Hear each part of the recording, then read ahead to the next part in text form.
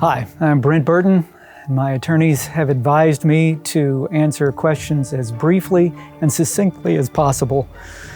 I am the executive producer, erstwhile, of Nightmare Theater. In the beginning, before the beginning of Nightmare Theater, I actually was involved through a friend of my wife's, a coworker of hers. We actually had introduced her to Mystery Science Theater 3000. She used to come over to our house on Friday nights and watch bad sci-fi movies with us. And she was, at the time, was dating a gentleman who later was to become her husband, Chip Chisholm, who plays El Sapo de Tempesto, and we became good friends with Chip. And one day I was working at the local cable company. I actually was assigned the task of programming our least access channel, which is generally where you see the 1-800-GINSU knife programs. And Chip approached me about buying time on that channel. I said, I can get you some really cheap time in the fringe time, late Saturday night, for example. He says, perfect. We want to do a horror show, me and my friend Mike. And so I met this very tall guy in the parking lot of a local fast food restaurant and gave him a 3/4-inch video tape recorder, specifically to be able to put his program on our least access channel. And that program, of course, was Nightmare Theater. In October of 2001, we went live, not live, on the air with the program, and a couple of months later they wanted to do a Christmas themed episode, and they said, but we need somebody to play Santa. Mike says, I've got a Santa Claus suit. And so I was an extremely skinny Santa Claus for my first on-camera appearance on the show 22 some odd and some very odd years ago. And the rest is history, sort of. The process of producing this series, well, at first it involved a lot of begging. When I came back to WSRE, of course, Mike and Chip hectored me relentlessly about getting the show produced at WSRE and on the air. And I would approach the programming committee wizards and say, hey, I've got these friends who have this show. They'd love to produce it on WSRE, and they'd look at me blankly and quickly change the subject.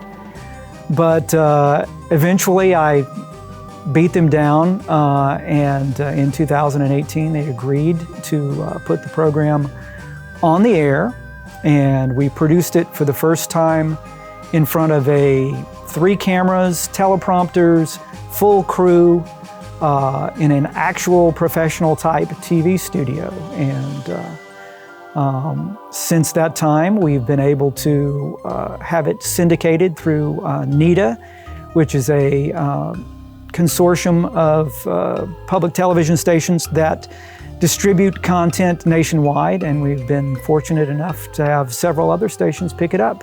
And so now Nightmare Theater is inflicted upon households across the fruited plain. I have played a number of different characters, some of them very brief walk-on parts, some of them a little bit more in depth. I actually had to learn lines and stuff.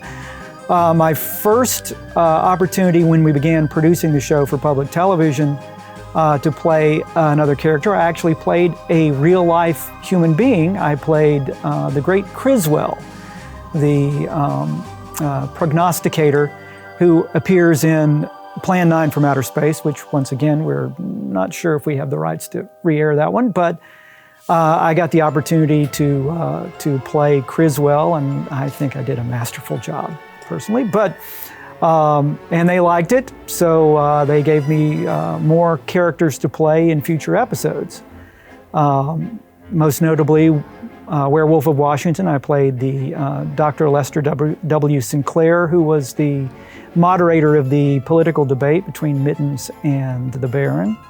And Lester has appeared in subsequent episodes. He's kind of a cross between I'd say, what was the analogy I used the other day? He's sort of a cross between, okay, I'm gonna have to stop and do that one over again. You can just continue. Yeah, most notably, I sort of devised a character as a cross between William F. Buckley and Wile E. Coyote. Sort of a pompous, obnoxious, super genius, at least in his own mind. And he seemed to go over pretty well, so I've had the pleasure of playing him a number of times. Probably my favorite character, though, is one we have not had the opportunity to revisit, but I'm hoping we will in the future, is Kenny the Demon, who's actually a former classmate of the Barons in demonology school, a few centuries behind him. He's probably closer to like me as a normal human being, if you can call it that. The first film we actually did, the very first episode, we ended up not having the rights to continue broadcasting that one, so I won't even mention that one by name. However, I'm kind of fond of following things in order. Our Lost pilot episode is Voyage to the Planet of the Prehistoric Women, which kind of sets up the whole premise of why the Baron was assigned this godforsaken role, literally, of being running the TV station in hell, why they don't have any movies, and sort of sets up the premise pretty well.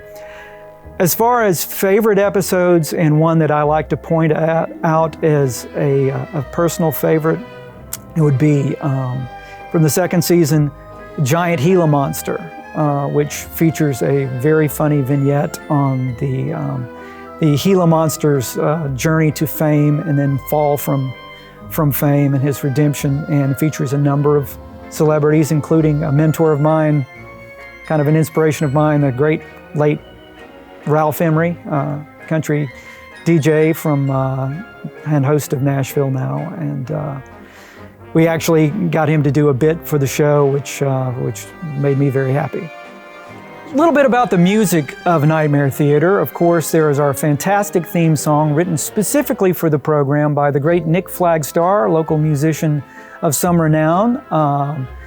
Wrote and recorded that little ditty that you see at the very beginning of every episode. And I also might mention that my wife appears as one of the humans on the couch in the intro to the show every episode. A long time, back in the early days, a long time theme song of Nightmare Theater, which now is sort of the de facto running theme for the show, and also heard over the end credits. Stratospheric Mortuary theme by Johnny and the Shaman, which is I think pretty much a one-man band that used to perform here locally. I believe they're in California now, but that they sort of add that distinctive flavor to the show. A number of other recordings have been used in the show, some of which we've taken from the public domain, a few of which I've managed to cobble together with the help of friends and the spare kazoo here and there. But music is a very big part of the show, and we kind of sets the tone, so to speak, for a lot of the bits that we do. Hi, I'm Brent Burton, executive producer and occasional warm body on Nightmare Theater.